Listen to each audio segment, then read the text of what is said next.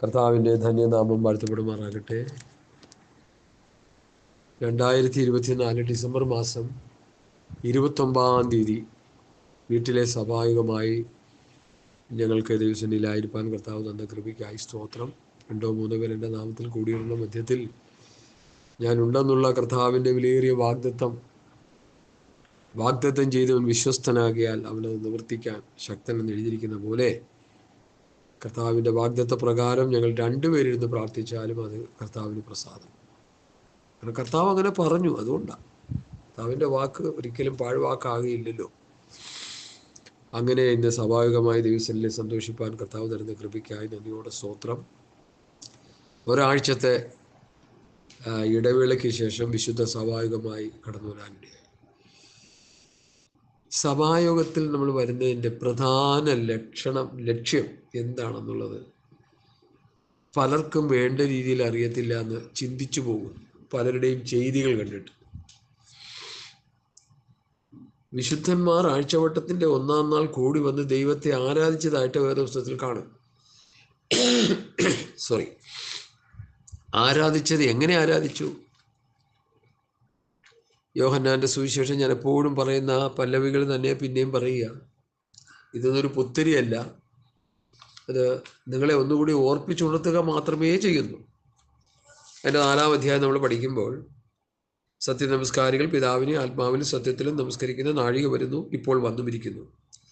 പെന്തക്കോസ്ത് നാളിൽ ആത്മാവിൻ്റെ പ്രത്യക്ഷതയോടെ ആത്മാവിൽ ഉള്ള ആരാധനയെക്കുറിച്ച് കർത്താവ് ശമരിയ സ്ത്രീയോട് പറയുന്ന ഒരു ഭാഗമാണ്. ഇന്ന് പലരും പറയും, ഇത് ശമരിയ സ്ത്രീയോട് പറഞ്ഞതല്ലേ, നമുക്കെന്തിനാണ്? അങ്ങനെയുള്ളവരോട് പറയാനുള്ളത്, ശമരിയ സ്ത്രീയോട് പറഞ്ഞതും കർത്താവ് ശിഷ്യന്മാരോട് പറഞ്ഞതും ഒക്കെ നമ്മളെയും കൂടി ബാധിക്കുന്ന കാര്യങ്ങളാണ്. നമ്മൾ അങ്ങനെ മനസ്സിലാക്കണം. ഇവിടെ ശമരിയ സ്ത്രീയോട് പറയുന്ന വലിയ യാഥാർത്ഥ്യം ലോകത്തോട് മുഴുവൻ പറയുന്നതായിട്ടാണ് നമ്മൾ എടുക്കണത്.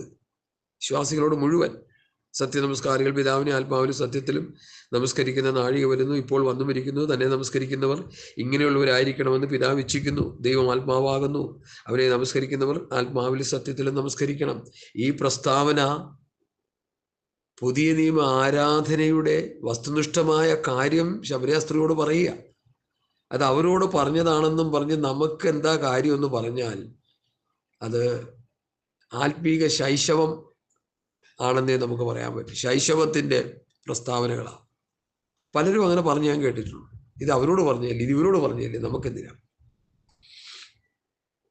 ഇനി വേണ്ട, ഈ പ്രസ്താവന വിട്ടുകഴിഞ്ഞാൽ പുതിയ നിയമത്തിലേക്ക് വരുമ്പോൾ അപ്പോസ്തലൻ പഠിപ്പിക്കുന്നുണ്ടല്ലോ, ദൈവം ആത്മാവാകുന്നു, അവനെ നമസ്കരിക്കണം, ആത്മാവിലും സത്യത്തിലും നമസ്കരിക്കണം, ദൈവത്തിൻ്റെ ആത്മാവ് കൊണ്ട് നമസ്കരിക്കണം, ഞാൻ എൻ്റെ ആത്മാവിൽ ആരാധിക്കുന്ന ദൈവം.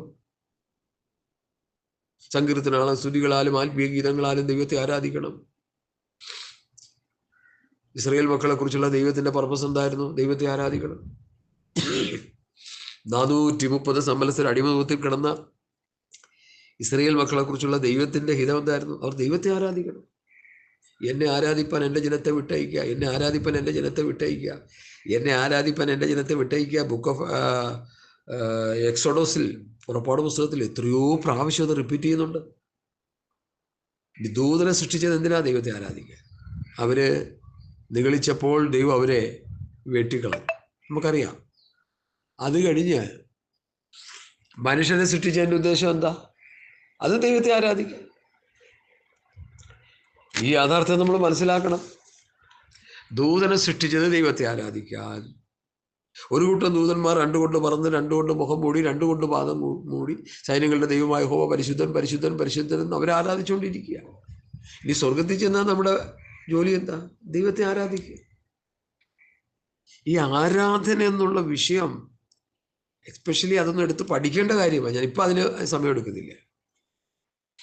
ആരാധനയുടെ വിഷയത്തിലാണ് ഈ ലോകത്തിൽ അസ്വസ്ഥതകൾ നടമാടിയതെന്ന് നമ്മൾ മനസ്സിലാക്കണം. ബാബർ മസ്ജിദ് പൊളിച്ചതും ആലയങ്ങൾ തകർക്കപ്പെടുന്നതും ആരാധനയോടനുബന്ധിച്ച.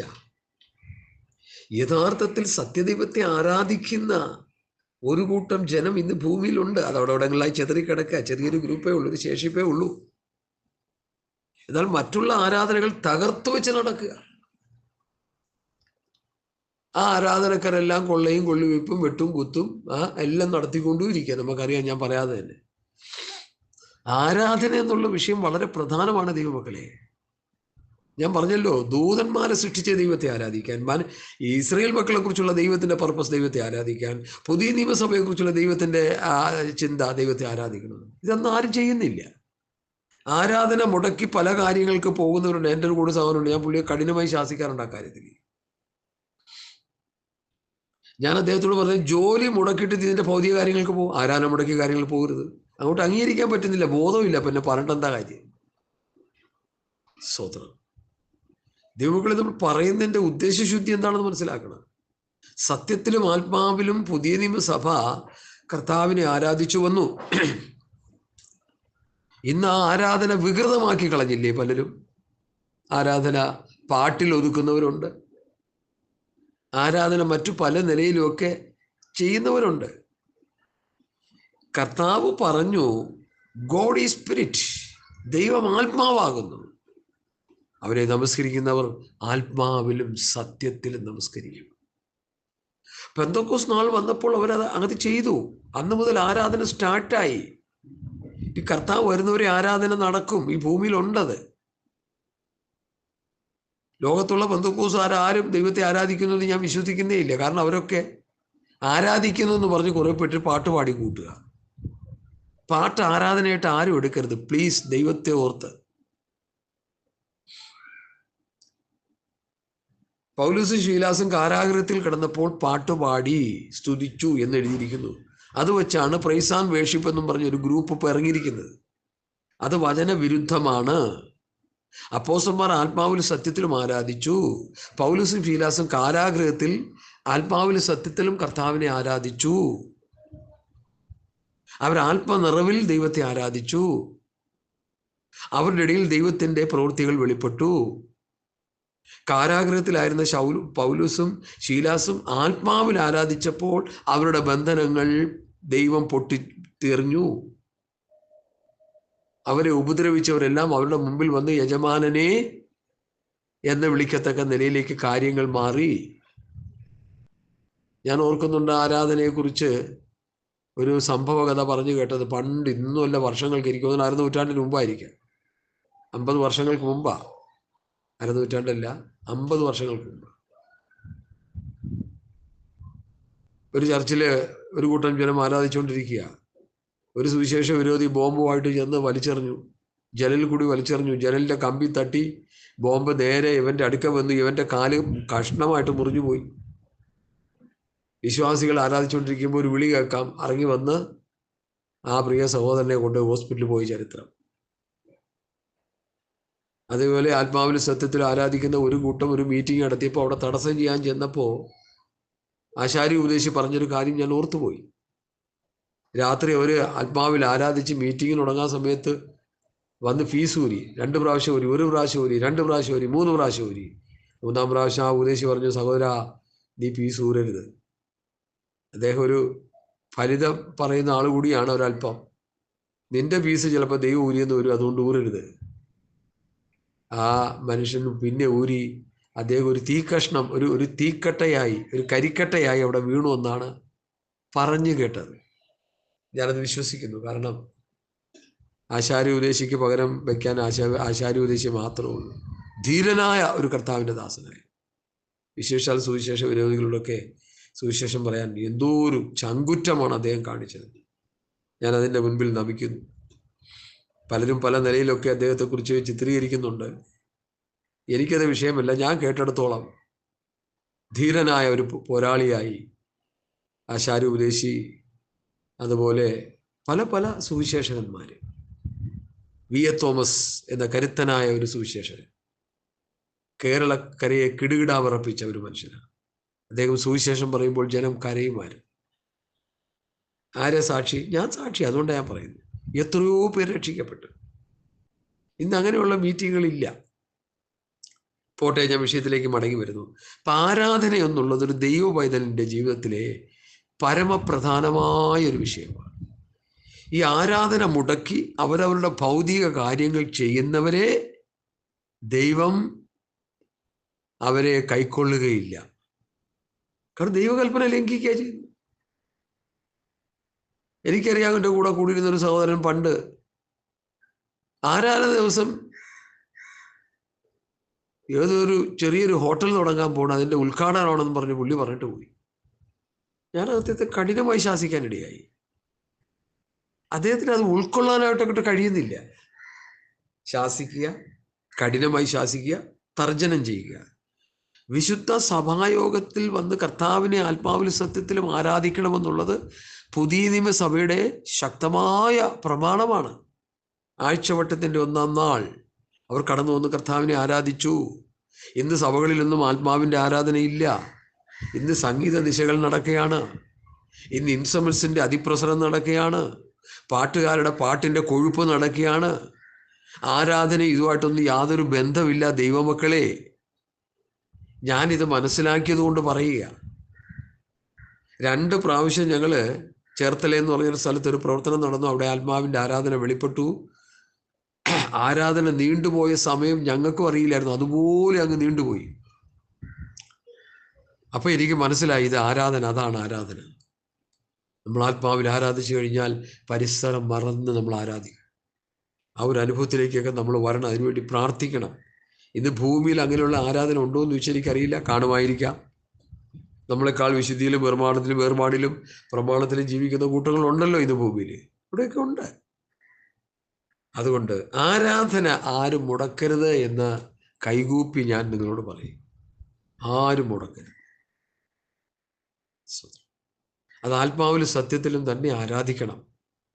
കുറഞ്ഞ പക്ഷം അതിനുള്ള കൃപ ലഭിച്ചില്ലെങ്കിൽ, അഭിഷേകമില്ലെങ്കിൽ, ഒരു പക്ഷേ സ്തോത്രം പറഞ്ഞ് ഹല്ലേലൂയ പറഞ്ഞെങ്കിലും കർത്താവിനെ ആരാധിക്കണം. ഞങ്ങൾ അരമണിക്കൂർ അങ്ങനെ ആരാധിക്കണം. അത് കഴിഞ്ഞിട്ട് ഞങ്ങൾ വചനപ്രഘോഷണം നടത്താറുള്ളൂ. പാട്ടൊക്കെ വല്ലപ്പോഴും പാടിയാലായി, പാടിയില്ലേതായി.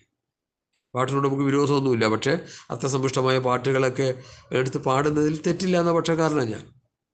വിശുദ്ധന്മാരെഴുതിയ പാട്ടുകൾ, ഇത് കാണുന്ന ഈ ഈ ഈ ഈ ലൊട്ടിലൊടുക്ക് പാട്ടുകളൊന്നും അല്ല. നല്ല അർത്ഥസമ്പുഷ്ടമായ പാട്ടുകൾ. ഇന്നലെ ഞങ്ങളൊരു പാട്ടിൻ്റെ ഇരടി പാടി. മണ്ണെ പ്രതി മാണിക്യം വെടിയില്ലെന്ന്. വളരെ നല്ലൊരു ആത്മീയ അന്തരീക്ഷം നിങ്ങൾക്ക് കിട്ടാനിടയായി. പോട്ടെ. അപ്പം അതുകൊണ്ട് ആത്മാവിൻ്റെ ആരാധന ആരും നിസ്സാരമാക്കി കളയരുത്. വളരെ പ്രധാനമാണ്, വളരെ പ്രധാനമാണ്. ഞാൻ പറഞ്ഞു, ദൂതനെ സൃഷ്ടിച്ച ദൈവത്തെ ആരാധിക്കണം, മനുഷ്യനെ സൃഷ്ടിച്ച ദൈവത്തെ ആരാധിക്കണം. ഇസ്രായേൽ മക്കൾ അടിമത്തത്തിൽ കിടക്കുമ്പോഴും ദൈവത്തിൻ്റെ ചിന്ത, എന്നെ ആരാധിപ്പാൻ എൻ്റെ ജനത്തെ വിട്ടയക്കുക. കണ്ടോ? അപ്പോൾ കർത്താവിനെ ആരാധിക്കണം എന്നുള്ളത് ദൈവത്തിൻ്റെ ഇഷ്ടമാണെന്ന് നമ്മൾ തിരിച്ചറിയുക. അത് ആത്മാവിലും സത്യത്തിലും ആരാധിക്കുക. അങ്ങനെ ആരാധിക്കുന്നവന് അവൻ്റെ ആത്മീക നിലവാരം വളരെ വലുതായിരിക്കും. സന്തോഷം ഉണ്ടാവും, പ്രത്യാശ ഉണ്ടാവും, സമാധാനം ഉണ്ടാവും. അവൻ്റെ ഭൗതിക വിഷയങ്ങളിലെല്ലാം ദൈവം അവനോട് കൂടെയിരിക്കും. ആവശ്യമായ നന്മകൾ കർത്താവ് അവന് നൽകും. ഹല്ലേലൂയ. ഞാൻ ഇന്ന് എന്നെ ഏൽപ്പിച്ച വചനഭാഗം 1 തെസ്സലോനി 5-ാം അധ്യായമാണ്. വളരെ അർത്ഥസമ്പുഷ്ടമായ ഒരു വേദഭാഗം. എല്ലാം വേദഭാഗങ്ങളും അങ്ങനെയാണെങ്കിൽ എസ്പെഷ്യലി ഇത് കർത്താവിൻ്റെ വരവിലേക്ക് വിരൽ ചൂണ്ടുന്ന ഒരു വേദഭാഗം. കർത്താവിൻ്റെ വരവിനെ കുറിച്ച് പറയുന്ന ഒരു വേദഭാഗം. 1 തെസ്സലോനി 5-ാം അധ്യായം. സൗരന്മാരെ കാലങ്ങളെയും സമയങ്ങളെയും കുറിച്ച് നിങ്ങൾക്ക് എഴുതി അറിയിപ്പാൻ ആവശ്യമില്ല. കള്ളൻ രാത്രിയിൽ വരും പോലെ കർത്താവിൻ്റെ നാൾ വരുന്നുവെന്ന് നിങ്ങൾ നന്നായി അറിയുന്നുവല്ലോ. അപ്പൊ കർത്താവിൻ്റെ വരവിനെ കുറിച്ച് തെസ്സലോനിക്ക സഭയ്ക്ക് എന്തുണ്ടായി? അറിവുണ്ടായിരുന്നു. ഞാനതിനെക്കുറിച്ച് പറയുന്നത് അപ്പോസ്തലന്മാരുടെ ഉപദേശം കേട്ടുകൊണ്ടിരുന്ന സഭകൾ, റോമാസഭ, ഗലാത്യ സഭ, ഫിലിപ്പിയ സഭ, കൊരിന്ത്യ സഭ, തെസ്സലോനിക്ക സഭ, എഫേസ്യ സഭ, ഈ സഭകൾക്കൊക്കെ എന്തുണ്ടായി? അവർക്ക് ഈ അപ്പോസ്തലന്മാർ അവരെ പഠിപ്പിച്ച ഉപദേശം അനുസരിച്ച് ഒരു ആത്മീയ നിലവാരം അവർക്കുണ്ടായിരുന്നു. ഇന്ന് ആ വിഷയത്തിൽ തകർന്നു കിടക്കുക വിശ്വാസികൾ. ഒന്നാമത് ഉപദേശം പഠിപ്പിക്കുന്നില്ല, പാട്ടുകുർബാനായിട്ട് ഇങ്ങനെ പോവുക. അപ്പോൾ ഒരു ചക്കും ചുക്കും അറിഞ്ഞൂടാത്ത പോയതിൽ വിശ്വാസികൾ ഇങ്ങനെ പോയിക്കൊണ്ടിരിക്കുക. അവസാനം മരണക്കിടക്കെ കിടക്കാൻ നേരത്ത്, വന്ന് കുഴിച്ചിടാൻ നേരത്ത്, ഞാൻ നല്ല പൊറുപൊറുത്ത് ഓട്ടം തികച്ച് വിശ്വാസം കാത്തുനിന്ന് പറഞ്ഞ് ഫ്ലക്സ് കൊടുത്ത് ചവപ്പട്ടിയിൽ ഒട്ടിച്ച് കൊണ്ടേ കുഴിച്ചിടുക. ഉയർത്തെഴുന്നേറ്റ് വരുമെന്ന് അങ്ങ് പറഞ്ഞുകൊള്ളുക. എനിക്കതിലൊന്നും ഒട്ടും വിശ്വാസമില്ല. ഇന്നലെ ഞങ്ങൾ പോയ സ്ഥലത്തൊരു പാസ് പറഞ്ഞു, കുഴിച്ചിടാൻ നേരത്ത് ഓരോരുത്തരായിട്ട് വന്ന് ഞങ്ങളുടെ സഭയുടെ അനുശോചനം, ഞങ്ങളുടെ സഭയുടെ അനുശോചനം, ഞങ്ങളുടെ സഭയുടെ അനുശോചനം. എൻ്റെ ദൈവമക്കൾ, ഇതൊക്കെ കേട്ട് കേട്ട് ഞാൻ എൻ്റെ ചെവി തഴമ്പിച്ചിരിക്കുക. ഞാനൊന്ന് ചോദിക്കട്ടെ, കർത്താവിൻ്റെ വരവിൽ ഈ വ്യക്തി ഉയർത്തെഴുന്നേറ്റ് വരാൻ വേണ്ടുന്ന നിലയിലുള്ള ദൈവവചനത്തിൻ്റെ പഠനങ്ങൾ, പ്രബോധനങ്ങൾ, ഉപദേശങ്ങൾ ആ വ്യക്തിക്ക് കൊടുത്തവനെ ആത്മീയമായി വളർത്തി, ആത്മീയ വർധനവ്, ആത്മീയ വളർച്ച, ആത്മീയ നിറവിലേക്ക് അവനെ നടത്തിയോ? എൻ്റെ ചോദ്യം ഇതാ. ഉയർത്തെഴുന്നേറ്റ് വരുമെന്ന് നമുക്ക് വചനത്തിലൂടെ പറയാൻ നമുക്ക് വലിയ ബുദ്ധിമുട്ടൊന്നുമില്ല.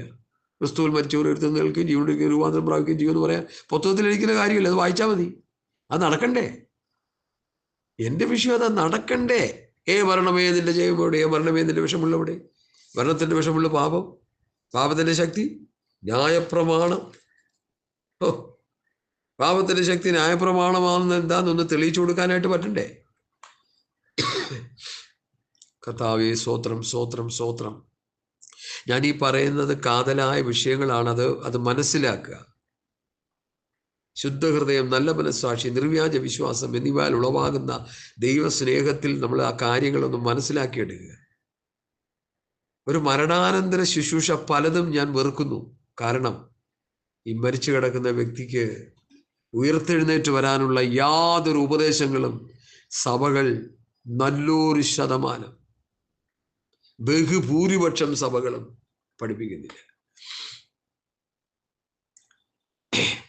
ഈ ഉയർപ്പ്, രൂപാന്തരം എന്നുള്ള രണ്ട് വാക്കുകൾ, അതിൻ്റെ ഘനം എത്ര വലുതാണെന്ന് എനിക്ക് തന്നെ പറയാൻ പറ്റത്തില്ല. അത് നടക്കണമെന്നുണ്ടെങ്കിൽ അതിൻ്റെ പിന്നിൽ വളരെ കഠിനാധ്വാനമുണ്ട്.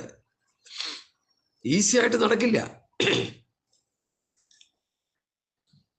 നമ്മൾ ചിന്തിക്കുന്ന പോലെ അല്ല കാര്യങ്ങൾ, ആത്മീയ കാര്യങ്ങൾ. ഞാൻ പലപ്പോഴും ഈ പാസ്റ്റർമാരോട് നീരസപ്പെടാനുള്ള ഒരു പ്രധാന കാരണം, നിങ്ങളുടെ കയ്യിൽ കിട്ടിയിരിക്കുന്ന 2, 3, 4, 5, 10, 15, 20 എത്രയാണെന്ന് വെച്ചാൽ അവരെ നിങ്ങൾ വചനം പഠിപ്പിച്ച് നിങ്ങൾ ആത്മീയരാക്ക്.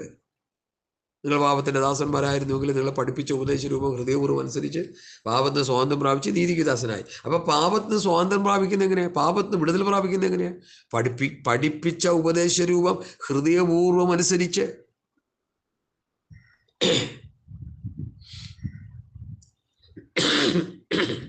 പഠിപ്പിച്ച ഉപദേശരൂപം ഹൃദയപൂർവ്വം അനുസരിച്ചു.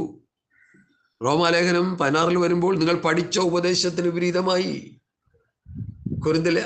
സ്വതന്ത്രം റോമാലേഖനം 6-ാം അധ്യായത്തിൽ നിങ്ങളെ പഠിപ്പിച്ച ഉപദേശരൂപം. റോമാലേഖനം 16 നിങ്ങൾ പഠിച്ച ഉപദേശം. അപ്പൊ ഉപദേശം പഠിപ്പിച്ചു, ഉപദേശം പഠിച്ചു. ഇനിയിപ്പോ ഉപദേശം പഠിപ്പിക്കലില്ലല്ലോ. സങ്കീർത്തന വായന, പാട്ടുകുർബാന. അപ്പൊ ഉപദേശം പഠിക്കണ്ടേ? ഒരു മെഡിസിൻ പഠിക്കുന്ന കുഞ്ഞിന് അതിൻ്റെതായ പഠനം ലഭിക്കണ്ടേ? ഒരു ഡോക്ടറേറ്റ് പഠിക്കുന്ന വ്യക്തിക്ക് ഹിസ്റ്ററി പഠിപ്പിച്ചാൽ നടക്കുമോ? വേറെ എന്തെങ്കിലും പഠിപ്പിച്ചാൽ നടക്കുമോ? ഒരു ശരീരം കീറി മുറിക്കുന്നതും അതിൻ്റെ മെഡിസിനും അതിൻ്റെ രീതികളൊക്കെ പഠിപ്പിച്ചു കൊടുക്കണ്ടേ? ഒരു പുത്തൻ ഡോക്ടറെ കൊണ്ടൊരു മെയിൻ ഓപ്പറേഷൻ ചെയ്യിക്കുമോ? കൂടെ നിർത്തിയ ഓപ്പറേഷൻ തിയേറ്ററിൽ കൂടെ നിർത്തി ട്രെയിനിങ് എടുക്കുക, ഡെമോൺസ്ട്രേഷൻ സ്റ്റഡി എന്ന് പറഞ്ഞ പോലെ ചെയ്ത് പഠിപ്പിച്ചു കൊടുക്കുക, കാണിച്ചു കൊടുക്കുക. അതുപോലെ ശുശ്രൂഷകനാകേണ്ട ഒരു വ്യക്തി ഒരു കരുത്തനായ ശുശ്രൂഷകന്റെ കീഴിൽ നിന്ന് വേണം ദൈവവചനം പഠിക്കാൻ. ബൈബിൾ കോളേജ് പഠിച്ചെന്നും പറഞ്ഞ് പട്ടം കൊടുത്ത് സർട്ടിഫിക്കറ്റും കൊടുത്ത് ഇറങ്ങി വിട്ടു കഴിഞ്ഞാലുണ്ടല്ലോ, ഒന്നും നടക്കില്ല. ഇത് അങ്ങനെയുള്ള ഒരു സഭകളെ ഭരിക്കുന്നുണ്ട്. സഭയെല്ലാം തകർന്ന് തരിപ്പണമായി കിടക്കുക. എനിക്ക് കിട്ടിയൊരു ഭാഗ്യം, ജോലി വിട്ട് കർത്താവിൻ്റെ വേലയ്ക്ക് വേണ്ടി വന്നപ്പോൾ കർത്താവ് അങ്ങനെ ഒരു സാഹചര്യം ഒരുക്കി തന്നു. ദൈവവചനം പഠിക്കുകയും പഠിപ്പിക്കുകയും ചെയ്യുന്ന നല്ല ഒരു ഗുരുവിൻ്റെ കീഴിൽ അഭ്യസിക്കുവാനുള്ളൊരു ഭാഗ്യം എനിക്ക് ലഭിച്ചു. അതുകൊണ്ടാണ് ഞാൻ ഈ നിലയിൽ പറഞ്ഞുകൊണ്ടിരിക്കുന്നതെന്ന് നിങ്ങൾ മനസ്സിലായിക്കോണം. ഒരു ഗുരുവില്ലാതെ ഒരു ശിഷ്യൻ ഒരിക്കലും വളരാൻ കഴിയില്ല. കർത്താവായ യേശുക്രിസ്തുവായ ലോകത്തിലെ ഏറ്റവും വലിയ ഗുരുവിൻ്റെ കീഴിൽ 3.5 വർഷം അഭ്യസിച്ച ശിഷ്യന്മാരാണ് ഇതാ ലോകത്തെ കീഴ്മേൽ മറിക്കുന്നവർ ഇവിടെയും വന്നു എന്ന് വേദപുസ്തകത്തിൽ പറയുന്നത്. അതാ ഓശാന ബൈബിളിന്റെ തർജ്ജമ അങ്ങനെ കിടക്കുന്നു. ലോകത്തെ കീഴ്മേൽ മറിക്കുന്നവർ ഇവിടെയും വന്നു. 3.5 വർഷത്തെ അവരുടെ പഠനവും പരിശുദ്ധാത്മാവിൻ്റെ നിറവും ആത്മശക്തി പ്രാപിച്ചുള്ള ശുശ്രൂഷകളും ലോകത്തെ കീഴ്മേൽ മറിക്കാനിടയായി. ഇത് തന്നെയല്ലേ നമുക്ക് വേണ്ട? ഇതിൽ കുറഞ്ഞൊരു ശുശ്രൂഷ നമുക്ക് ആഗ്രഹിക്കരുത്. ഹല്ലേലൂയ. ഇനി ഈ വരുന്ന കാലത്ത് ലോകത്ത് നടക്കാൻ പോകുന്ന പ്രതിസന്ധികളും പോരാട്ടങ്ങളും സുവിശേഷത്തിനെതിരെയുള്ള കഴിഞ്ഞ ദിവസമൊക്കെ നമ്മൾ ചിന്തിച്ചു. നമ്മളുമായിട്ട് ബന്ധപ്പെടുന്ന വിഷയങ്ങളൊന്നും അല്ലെങ്കിൽ പോലും ക്രിസ്മസ് കരോളിലൊക്കെ വലിയ ബഹളങ്ങളൊക്കെ ഉണ്ടാക്കി, പ്രശ്നങ്ങളൊക്കെ ഉണ്ടാക്കി. വടക്കേ ഇന്ത്യയിലൊക്കെ ആരാധന നടക്കുമ്പോൾ കയറി തല്ലിപ്പൊളിക്കലൊക്കെ നിത്യസംഭവങ്ങളായി മാറിയില്ലേ?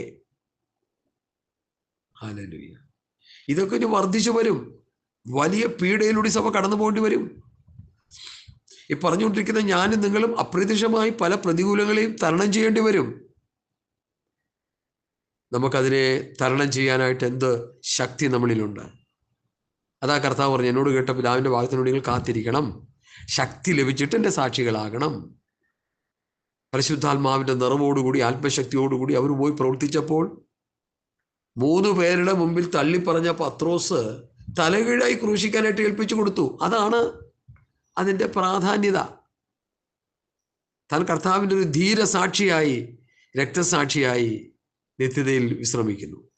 പൗലോസും അതുപോലെ തന്നെ. ശിഷ്യന്മാരെല്ലാം ഒരാളോട് എല്ലാവരും രക്തസാക്ഷികളായി. ഇപ്പം നമ്മൾ നമ്മുടെ ജീവനെ സേഫ്റ്റി ആക്കുക ചെയ്യുന്നത്. ശ്രീരാം വിളിക്കാനായിട്ട് ഒരു പാസ്റ്ററോടും ഭാര്യയോടും ഒരു സഹോദരനോടും പറഞ്ഞപ്പോൾ അവരത് വിളിച്ചുകൊണ്ട് നടന്നു. ഞങ്ങളെ വിളിക്കത്തില്ല, ഞങ്ങൾ മരിച്ചോട്ടെ എന്ന് പറഞ്ഞ് ഏൽപ്പിച്ചു കൊടുക്കാൻ എന്താ പറ്റാത്ത? ഞാൻ പ്രാർത്ഥിക്കും, കർത്താവേ അങ്ങനെയുള്ള ഒരു അനുഭവം എനിക്ക് തന്നാൽ തള്ളിപ്പറയാതെ രക്തസാക്ഷിയാകാനുള്ള കൃപ തരണമേ എന്ന് ഞാൻ പ്രാർത്ഥിക്കുക. ഇത്രയും നാൾ കൊണ്ട്, വർഷങ്ങൾ കൊണ്ട് വചനം പ്രസംഗിച്ചുകൊണ്ടിരുന്ന എൻ്റെ നാവ് അന്യദൈവങ്ങളെ വിളിച്ചു പറയാൻ എങ്ങനെ നമുക്ക് വിട്ടുകൊടുക്കാൻ പറ്റും? അതിന് മരിച്ചു കളയാം. എടാ, നമ്മൾ മരിക്കുമ്പോൾ നമുക്ക് മുമ്പ് എത്രയോ രക്തസാക്ഷികൾ മരിച്ച് നിത്യതയിലേക്ക് പോയി. നമ്മൾ എന്തിനാ ഇതിന് രക്ഷപ്പെടാൻ ശ്രമിക്കുന്നേ? ഒരു ആവേശത്തിന് പറയുന്നതല്ല ഞാൻ ഇത് ഒത്തിരി പഠിച്ച് പറയുന്ന കാര്യങ്ങളാണ്. നാളെ എനിക്കങ്ങനെ ഒരു സ്ഥിതി വന്നാൽ ഞാൻ പ്രാർത്ഥിക്കുന്നത് ഇങ്ങനെയാണ്: എനിക്കങ്ങനെ പറയാൻ ഇടവരാതെ എൻ്റെ ആത്മാവിനെ ഏൽപ്പിച്ചു കൊടുക്കാനുള്ള കൃപ, അതിനുള്ള ശക്തി, അതിനുള്ള അനുഭവം എനിക്ക് തരണം കർത്താവേ എന്ന് ഞാൻ പ്രാർത്ഥിക്കുന്നത്. ആ പുള്ളിയേക്കാളും വലിയൊരു ഹീറോ ആകാൻ ഞാൻ ശ്രമിക്കുകയല്ല. ഞാൻ പറയുന്നതിൻ്റെ ഉദ്ദേശശുദ്ധി ദൈവമക്കൾ മനസ്സിലാക്കണം. പ്രതികൂലങ്ങളും പോരാട്ടങ്ങളും വെല്ലുവിളികളും നമുക്കെതിരെ ശക്തമായി വരും. അതിനെ തരണം ചെയ്യാനുള്ള, ഓവർകം ചെയ്യാനുള്ള ദൈവകൃപ, ആത്മശക്തി, ദ ഡുനാമിക് പവർ നമ്മൾ പ്രാപിച്ചെടുക്കുക എന്നുള്ളതാണ് ഏറ്റവും പ്രധാനം. ഞാൻ വിഷയത്തിലേക്ക് മടങ്ങി വരുന്നു. സഹോദരന്മാരെ, കാലങ്ങളെയും സമയങ്ങളെയും കുറിച്ച് നിങ്ങൾ എഴുതി അറിയിപ്പാൻ ആവശ്യമില്ല. എന്താ കാര്യം? നിങ്ങൾക്കതിനെക്കുറിച്ച് ബോധവാന്മാരാണ്. എൻ്റെ ഈ ശബ്ദം കേൾക്കുന്ന ദൈവമക്കളോട് ഞാൻ ചോദിക്കുന്നു, കർത്താവിൻ്റെ വരവ് കള്ളൻ രാത്രിയിൽ വരും പോലെ കർത്താവിൻ്റെ നാൾ വരുന്നുവെന്ന് നമ്മളറിയുന്നു. തെസ്സലോനിക്ക സഭയ്ക്ക് ആ അറിവുണ്ടായി. അതിനാണ് ഈ വചനം പ്രസംഗിക്കുമ്പോൾ നമ്മൾ ഈ നിലയിൽ പഠിക്കുന്നത്. അപ്പോസ്തലന്മാരാൽ ഉപദേശം ലഭിച്ചു കൊണ്ടിരുന്ന സഭയ്ക്ക് ആ കർത്താവിൻ്റെ വരവിൻ്റെ നാൾ, കർത്താവ് വരുന്നു, കള്ളൻ രാത്രിയിൽ വരും പോലെ കർത്താവിൻ്റെ നാൾ വരുന്നുവെന്ന് അവർ ബോധവാന്മാരായിരുന്നു. നമ്മളോ? കർത്താവിൻ്റെ വരവെന്ന് പറഞ്ഞപ്പോൾ ഒരു ബിഷപ്പ് പറഞ്ഞ് ഞാൻ ഓർക്കുന്നുണ്ട്, വല്ല പൊട്ടത്തരം പറയല്ലേ നിങ്ങൾ, അതും ഇതൊന്നും പറഞ്ഞ് മനുഷ്യനെ തെറ്റിക്കല്ലേ. ഒരു ബിഷപ്പിൻ്റെ സ്ഥാനത്തിരിക്കുന്ന ആളാണ്. ആളും പേരും പ്രസ്ഥാനമൊന്നും ഞാൻ പറയുന്നില്ല. നമ്മുടെ ഇടയിലുള്ള ബിഷപ്പുമാരും ഒക്കെ വലിയ വ്യത്യാസമുണ്ടെന്ന് എനിക്ക് തോന്നുന്നില്ല. കർത്താവിൻ്റെ വരവിനെ കുറിച്ച് ഒരു വാക്കുപോലും പ്രസംഗിക്കാത്ത എത്രയോ പ്രാസംഗികന്മാർ കണ്ടെയ്നർ കണക്കിന് നമ്മുടെ നാട്ടിൽ കിടപ്പുണ്ട്. അതല്ലേ നമ്മൾ പ്രസംഗിക്കേണ്ടത്? ഗലീല പുരുഷന്മാരെ, നിങ്ങൾ ആകാശത്തേക്ക് നോക്കി നിൽക്കുന്നത് എന്ത്? നിങ്ങളെ വിട്ട് സ്വർഗാരോഹണം ചെയ്ത യേശു പോയതുപോലെ തിരികെ വരും. യേശു ക്രിസ്തു പോയതുപോലെ തിരികെ വരും. അതല്ലേ നമ്മുടെ പ്രത്യാശ? ഒരു ക്രിസ്ത്യാനിയുടെ പ്രത്യാശയുടെ നട്ടല്ല അതല്ലേ? കർത്താവ് തന്നെ ചേർക്കും. കഷ്ടതയില്ലാത്ത, കണ്ണുനീരില്ലാത്ത, ദുഃഖമില്ലാത്ത, മുറവിളിയില്ലാത്ത, മരണമില്ലാത്ത ആ നിത്യമായ സന്തോഷത്തിൻ്റെ അവസ്ഥയിലേക്ക് കർത്താവ് തന്നെ ചേർക്കും. അതല്ലേ നമ്മുടെ പ്രത്യാശ? ആ പ്രത്യാശ ഉള്ളത് കൊണ്ടല്ലേ ഈ ഭൂമിയിൽ നമ്മൾ കഷ്ടത അനുഭവിക്കുന്നത്. ഹല്ലേലൂയ. കർത്താവിൻ്റെ വരവിനെ കുറിച്ചുള്ള പ്രസംഗങ്ങൾ ഇന്നില്ല, വളരെ ദുർലഭം. നിന്റെ കഷ്ടത മാറ്റും, നിന്റെ കടം മാറ്റും, നിന്റെ അനുഗ്രഹിക്കുക. നാളെ ഞാൻ പറഞ്ഞ പോലെ ഷാർജയിലേക്ക് പോകാനിരിക്കുന്നത് നിന്റെ ഷാർജയിലല്ല വിടുന്നത്, US ദൈവം വിടാൻ പോകും. എന്തൊക്കെ പറഞ്ഞുകൊണ്ടിരിക്കുന്നു? ഇതെവിടെ ചെന്ന് അവസാനിക്കും? അതുകൊണ്ട് പ്രിയമുള്ളവരെ, പൗലോസ് പറയുന്നു, പ്രിയമുള്ളവരെ, പരദേശികളും പ്രവാസികളുമായ നിങ്ങളുടെ ആത്മാവോട് പോരാടുന്നത്. നമ്മൾ പരദേശികളാണ്, നമ്മൾ പ്രവാസികളാണ്. ഒരല്പകാലം ഒരു സത്രത്തിൽ എന്ന പോലെ തങ്ങുവാനായിട്ട് വന്ന ഓരോ വ്യക്തിത്വങ്ങളാണ് നമ്മളെന്നുള്ള ചിന്ത നമുക്കുണ്ടോ? 2024 അവസാനം ഞാൻ ചോദിക്കുക, ഹ്രസ്വകാലം, ആ കാലത്തിന് മോശ കൊടുത്തൊരു മെഷർമെന്റ് ഇതാണ്: ഏറിയാൽ 70-80 സംവത്സരം. മരണ വീട്ടിലൊക്കെ അതെടുത്ത് ഭയങ്കരമായിട്ട് പറഞ്ഞങ്ങ് പ്രസംഗിക്കാറുണ്ട്. നല്ല കാര്യമാണ്. 70-80 സംവത്സരം കഴിഞ്ഞ് എങ്ങോട്ടാ പോണേ? ഞങ്ങളെ ദൈവവചനം പഠിപ്പിച്ച ദൈവവൃത്തന്മാരിൽ ഒരാൾ പറഞ്ഞത് ഞാൻ ഇപ്പോഴും ഓർക്കുന്നുണ്ട്. മരിക്കുന്നതിന് മുൻപ് ആത്മാവ് നിത്യതയിൽ പോകുമെന്നുള്ള തിട്ടപ്പെടുത്തിയെടുക്കണം. ആത്മാവോട് സാക്ഷ്യം പറയണം. ഞാൻ മരിച്ച് കർത്താവിന്റെ സന്നിധിയിലേക്ക് എൻ്റെ ആത്മാവ് വിശ്രാമ സ്ഥലത്തേക്ക് ചെല്ലുമെന്നുള്ളൊരു കോൺഫിഡൻസ് നമ്മുടെ ഉള്ളിലുണ്ടാകണം. ആത്മാവോട് സാക്ഷ്യം പറയണം. മരണം എങ്ങനെ ആയിക്കോട്ടെ, ആ ഒരു പ്രത്യാശ നമ്മുടെ ഹൃദയത്തിൽ ഇല്ലാതെ ക്രിസ്തീയ ജീവിതം നയിച്ചാൽ എന്തായിരിക്കും സ്ഥിതി? ഹല്ലേലൂയ, സ്തോത്രം. സൗരന്മാരെ, കാലങ്ങളെയും സമയങ്ങളെയും കുറിച്ച് നിങ്ങൾ എഴുതി അറിയിപ്പാൻ ആവശ്യമില്ല. കള്ളൻ രാത്രിയിൽ വരും പോലെ കർത്താവിന്റെ നാൾ വരുന്നുവെന്ന് നിങ്ങൾ നന്നായി അറിയുന്നുവല്ലോ. ഒരല്പം അറിയുന്നതല്ല, നന്നായി അറിയുന്നു. എന്നെ ശ്രദ്ധിക്കുന്ന മാന്യ ശ്രോതാക്കളെ, നിങ്ങളും അങ്ങനെ തന്നെ ആയിരിക്കണമെന്ന് ഞാൻ ആഗ്രഹിക്കുന്നു. ഒരു പക്ഷേ നമ്മൾ കർത്താവിന്റെ വരവിൽ നമ്മൾ തമ്മിൽ കണ്ടില്ലെന്ന് വരും, ഇടപെട്ടില്ലെന്ന് വരും, ഒക്കെ ചെയ്തെന്ന് വരാം. പക്ഷേ ഈ കർത്താവിന്റെ വരവിന്റെ പ്രത്യാശ ഹൃദയത്തിൽ സംഗ്രഹിച്ച് ജീവിച്ച് നിത്യതയ്ക്ക് വേണ്ടി ഒരുക്കമുള്ളവരായിരിക്കണമെന്ന് പറഞ്ഞ് ഞാൻ 2-ാം വാക്യത്തിലേക്ക് കടക്കുക. അവർ സമാധാനമെന്നും നിർഭയമെന്നും പറയുമ്പോൾ ഗർഭിണിക്ക് പ്രസവവേദന വരും പോലെ അവർക്ക് പെട്ടെന്ന് നാശം വന്ന് സംഭവിക്കും. അതതിന്റെ കാര്യം. അവർക്ക് പെട്ടെന്ന് നാശം വന്ന് സംഭവിക്കും. വളരെ ഫാസ്റ്റ് ആയിട്ടാണ് നാശം വരുന്നത്. അത് നമ്മൾ മനസ്സിലാക്കണം. Hallelujah, hallelujah. അങ്ങനെ പെട്ടെന്ന് നാശം വന്ന് സംഭവിക്കുമ്പോൾ പെട്ടെന്ന് രക്ഷപ്പെടാൻ പറ്റുമോ? ഇല്ല. ഫാസ്റ്റ് ഒരു ആക്സിഡന്റ് പെട്ടെന്ന് വന്ന് എങ്ങനെ രക്ഷപ്പെടുന്നത്? ഇപ്പോ ഈ കഴിഞ്ഞ ആഴ്ച 2024 ഒരു 26 മുതൽ അല്ലെങ്കിൽ 25 മുതൽ 24 മുതലുള്ള ആ കഴിഞ്ഞ ആഴ്ച ദിവസം 2 ഫ്ലൈറ്റാണ് ക്രാഷ് ആയത്. ഒന്ന് കൊറിയയിലും പിന്നെ ഒന്ന് വേറെ കജസിസ്ഥാനോ അതോ ഒരു സ്ഥലത്താണ്, ഓർക്കുന്നില്ല, സ്ഥലം കൃത്യമായിട്ട് ഓർക്കുന്നില്ല. 2 സ്ഥലം, റഷ്യയുടെ ഒരു പ്രാദേശിക സ്ഥലമാണത്. കസക്കിസ്ഥാൻ എന്ന് എന്തോ പറയുന്നു. 2 ഫ്ലൈറ്റ് ക്രാഷായി. പെട്ടെന്നാണ് സംഭവിച്ചത്. കണ്ടുപിടിക്കുന്നതിനിടയിൽ ക്രാഷ് ആകുകയാണ്. രക്ഷപ്പെടാൻ പറ്റത്തില്ല. എന്നതുപോലെ അവർ സമാധാനമെന്നും നിർഭയമെന്നും പറയുമ്പോൾ ലോകത്തിൽ സമാധാനം. ഇപ്പൊ ഇന്ത്യയെ കുറിച്ച് പറയുന്നത് അത് കേട്ടോ, ഞാനത് വ്യക്തമായിട്ട് മനസ്സിലാക്കി. ഒരു 3-4-5 വർഷം കഴിയുമ്പോൾ ഇന്ത്യ ഒരു ഹൈടെക് രാജ്യമായി മാറും. 5ാമത്തെ വൻശക്തിയായി മാറും. ഡിഫൻസും ഒഫൻസും എക്കണോമിയും ഒക്കെ ഭയങ്കര പവർഫുള്ളായി മാറുമെന്നാണ് രാഷ്ട്ര ഭരിക്കുന്നവരൊക്കെ പറഞ്ഞുകൊണ്ടിരിക്കുന്നത്. ആവുമായിരിക്കാം, ആവത്തില്ലായിരിക്കാം. സ്തോത്രം.